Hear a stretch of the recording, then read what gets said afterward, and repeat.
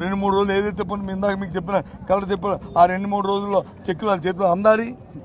వాళ్ళ కుటుంబానికి వచ్చి వాళ్ళ ఉద్యోగం ఇస్తామనేది భరోసా ప్రొసీడింగ్ ఇవ్వాలి. అది దాని అన్నింటికి కూడా రాతపూర్వకమైన ప్రభుత్వం నుంచి ఒక ప్రొసీడింగ్ ఒక రిలీజ్ రావాలి, ఉద్యోగం రావాలి. వచ్చినప్పుడే ప్రజలు నమ్మకం ఉంటుంది.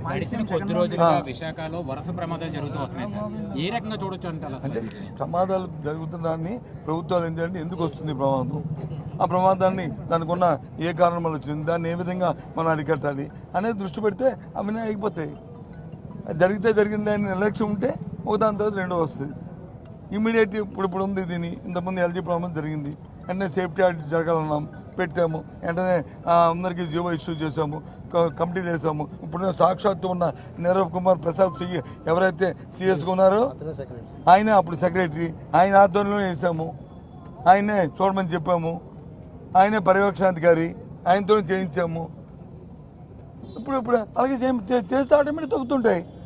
అది అలాగని వ్యవస్థను ఆపేయమని చెప్పట్లేగా మేము. సార్ ఇప్పుడు మీరు చెప్తున్న విధంగా అధికార పార్టీ నాయకులు రాలేదు, దానికి కారణం అంటారు. నాకేం తెలుసు, మీరు అడగండి వస్తారు. తర్వాత ఇప్పుడు నేను అన్నాను కదా, ఇప్పుడు నేను అన్నాను కదా, వాళ్ళకి ఖాళీ లేక వాళ్ళకి ఏంటంటే వాళ్ళకి ఒక నిర్లక్ష్యం.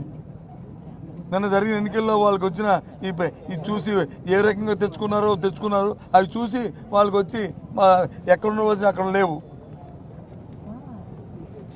అని నేను అనుకుంటాను. Maybe wrong or right. లేకపోతే ఎవడో నవ్వుతాడండి, సామాన్య ఇక్కడ వచ్చి చూడకపోతే ఇది మానవత్వం ఎవడో చేయాలి కదండి. ప్రభుత్వంలోనే ప్రభుత్వం లేకపోయినా నేను ఇప్పుడు అక్కడికి వెళ్దాం అనుకున్నాను. ఎక్కడికి ఇప్పుడు మేము అందరం కలిసి మా నాయకులు అందరం కలిసి వెళ్దాం అనుకున్నాం. పోలీసులు అడిగాను, లేదండి ముఖ్యమంత్రి గారు వస్తున్నారు, దాంట్లో మనం కాంట్రవర్సీ ఉండకూడదు, వాళ్ళు వెళ్తున్నప్పుడు వచ్చి పోలీసు దానికి సెక్యూరిటీ వ్యవహారం ఉంటాయని, సరే వాళ్ళు వెళ్ళిన తర్వాత వస్తామని చెప్పాము. అంత ఉందాక పరిస్థితి, అందుకే నో అని అనలే కదండి.